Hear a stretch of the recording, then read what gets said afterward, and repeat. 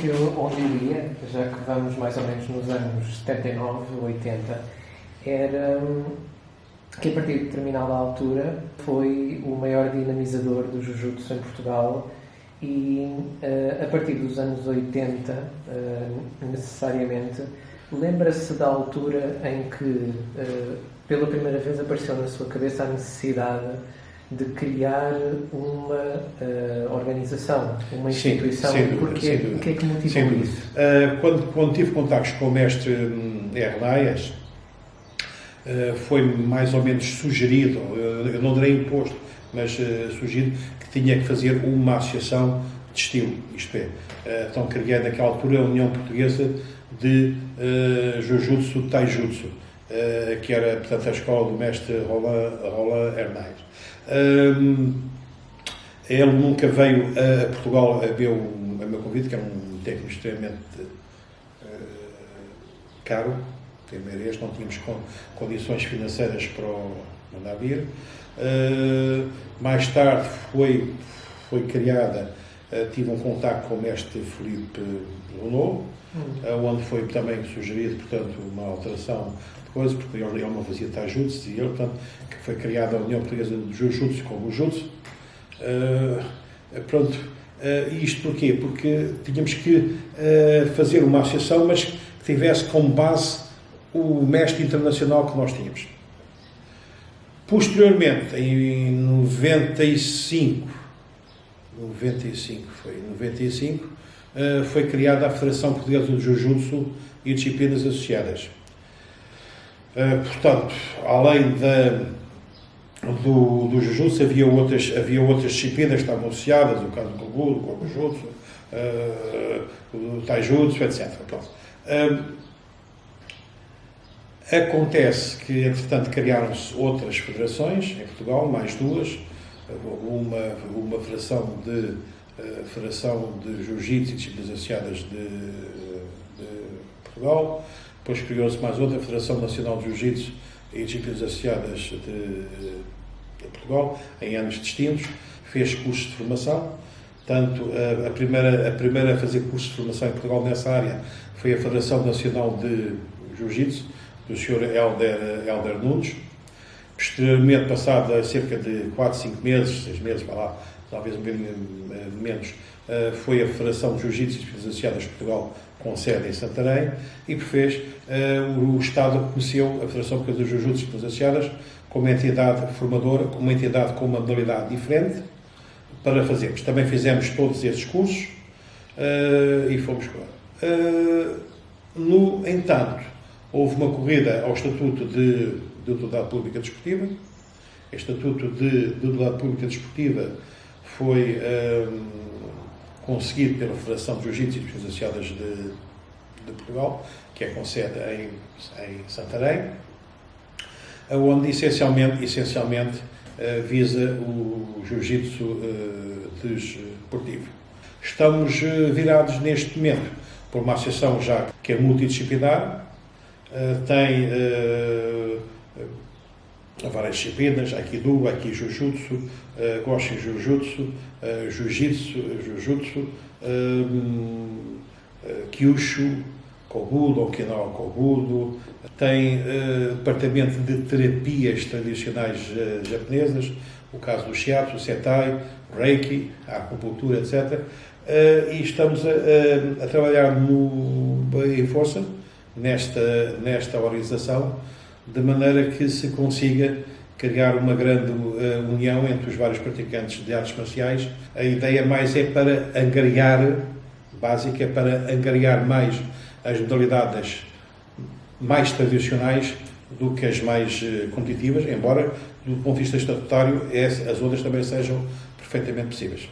Disse-me que a União Portuguesa de Jujutsu e Taijutsu tinha por base um mestre francês. Roland Ernaias, exatamente. E que, posteriormente, foi criada a União Portuguesa de Jujutsu e Kobujutsu. Tinha mais por base o mestre Filipe Renault. Sim. Portanto, são duas associações criadas com base ou com a referência dos mestres internacionais. Dos mestres internacionais. Um estilo específico. E recorda-se a partir de que momento é que se criou na sua ideia a necessidade de os portugueses se organizarem à volta de uma Federação Portuguesa de Jujutsu e Disciplinas Associadas? Se pode falar um bocadinho sobre essa transição entre estarmos na referência de mestres internacionais e virarmos para o conhecimento que os portugueses já tinham adquirido e construirmos em cima disso? Sem Qual foi dúvida. essa transição? Sem dúvida. Quando se criou a Federação Portuguesa de Jujutsu e Disciplinas Associadas, a ideia era basicamente essa, era não só unificar, digamos, os praticantes, dar-lhes correias de conhecimento, não só técnico, como também administrativo. E comecei a sentir que havia um dado extremamente válido, que era isto. Que nós devíamos ter boas relações com vários mestres de vários quadrantes, independentemente da sua nacionalidade ou da sua raça, ou credo, ou religião, assim do género, mas sobretudo pensámos primeiro na prata da casa, geralmente nos portugueses.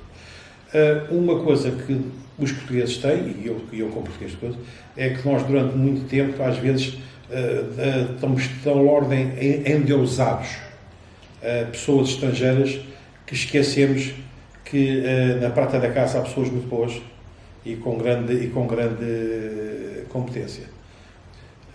Hoje em dia, toda a nossa política baseia-se em acordos de cooperação bilateral com vários países, com várias organizações internacionais, que nos possam ser úteis, em que os conhecimentos que eles nos vão transmitir são úteis para melhorar e enriquecer os nossos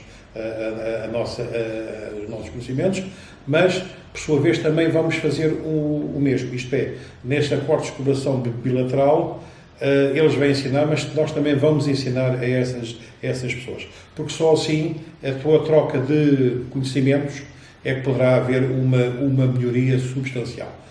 Outra coisa que é extremamente importante, que é os técnicos estrangeiros são conselheiros técnicos, da qual nós respeitamos pelo seu conhecimento técnico, pela sua capacidade técnico-pedagógica, mas as decisões têm que ser feitas por indivíduos portugueses.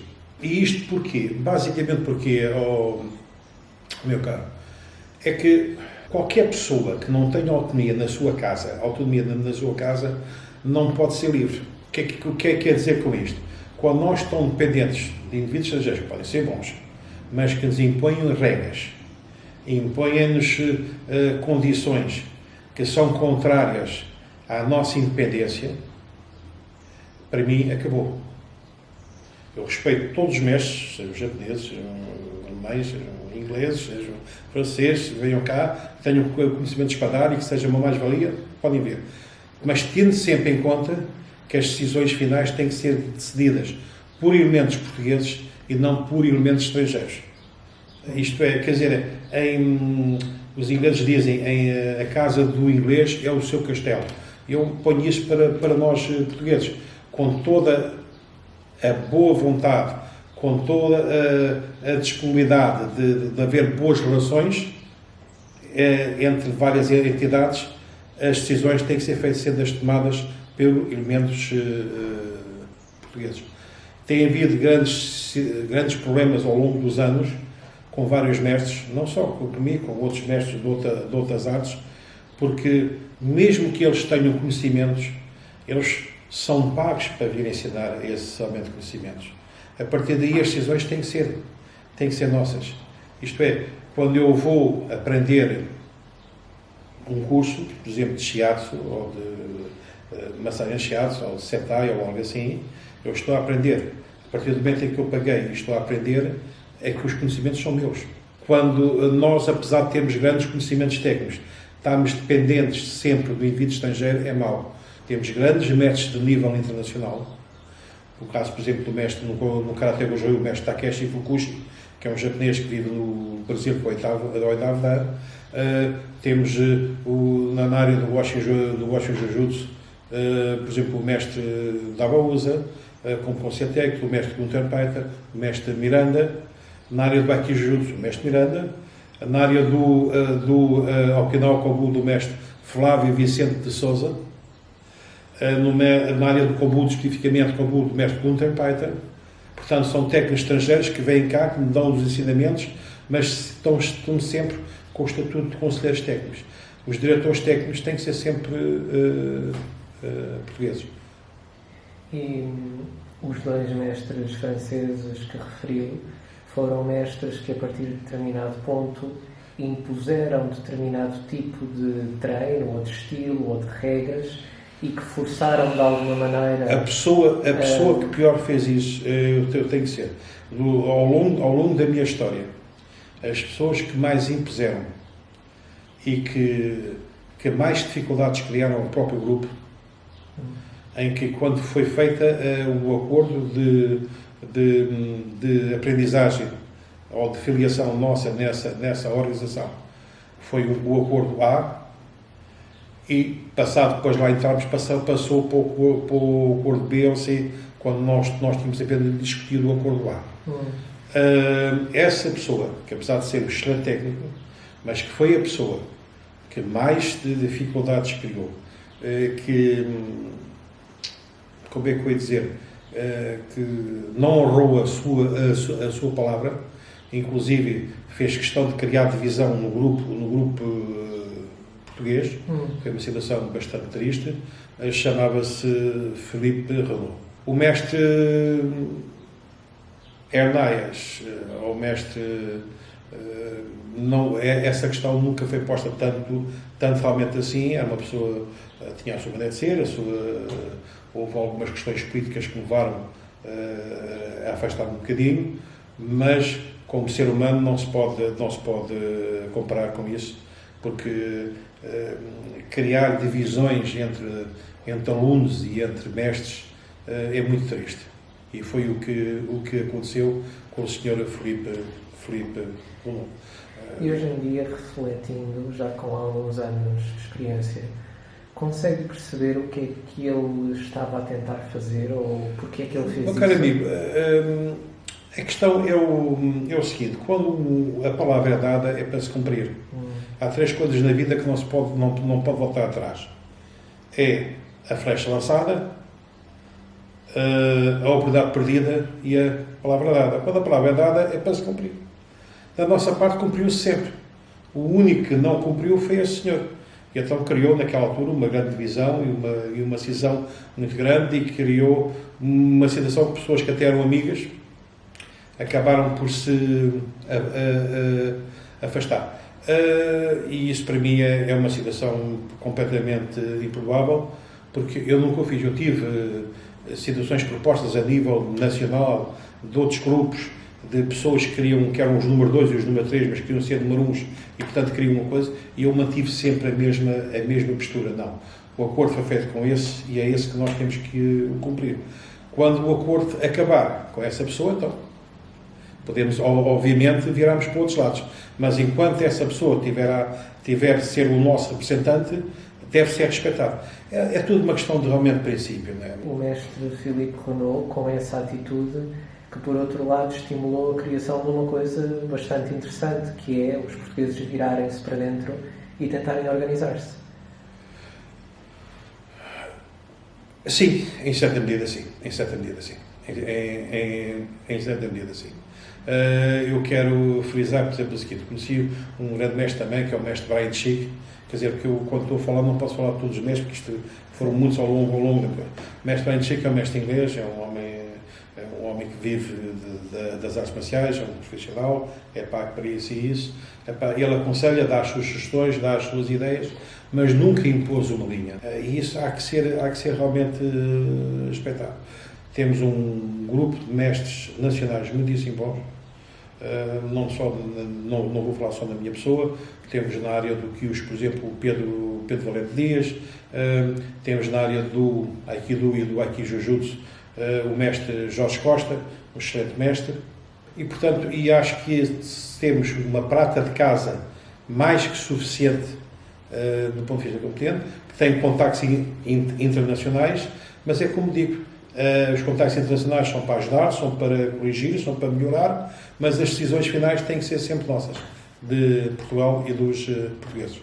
Não sei se se recorda de falarmos sobre o sentido de missão original que tinha como praticante. Sim. Quando começou, havia um sentido de missão que você levava de levar a prática a sério e de levar a essência da prática aos seus alunos.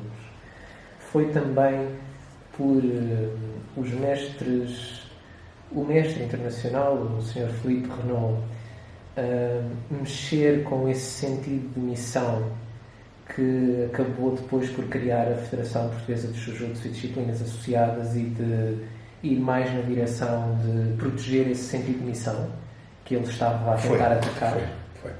Foi. Assim, vamos ver. Eu comecei na velha, como disse, a velha Academia de Budo, que era o Homo de hoje da União Portuguesa de Budo.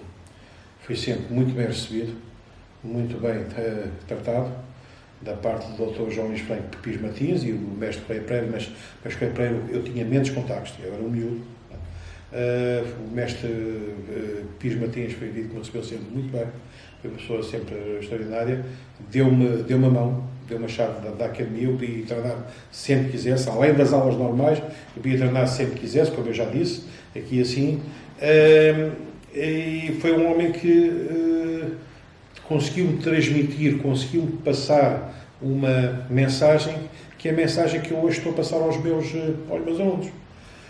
Isto para mim era um espírito de missão. Quem não se sente não é filho de boa gente, como costuma dizer, não é? E o que acontece, independentemente daquilo que eu fosse aprender com outros técnicos, eu devia sempre respeitar aquele legado do mestre Correia Pereira e do mestre Pires Martins. Sobretudo o mestre Pires Martins, que tenho imensas saudades dele, que é onde ele esteja bem, tanto um como o outro, mas o mestre Pires Martins eu tive mais contactos com o mestre Correia Pereira, e que efetivamente me deu, como é que se diz, deu umas linhas mestras do que são as artes marciais e para que é que elas servem. E isso para mim era um motivo de missão. E quando efetivamente me tentaram negar essa missão que eu tinha, tentando dar uma outra missão, comecei-me a ficar indisposto, comecei a ficar, não estava estimulado, acabei por, obviamente, sair, afastei-me, porque, efetivamente, há coisas que a gente nunca podemos esquecer. É a nossa história. Quem são os nossos pais, quem são os nossos avós, quem nos ensinou, quem ensinou os outros, e se nós estamos aqui, houve alguém atrás de nós. Quando alguém aparece e tenta modificar isso tudo, as nossas linhas de orientação, num percurso que era o dele, mas que não era o nosso, obviamente teve que haver uma ruptura mais tarde ou mais cedo, obviamente.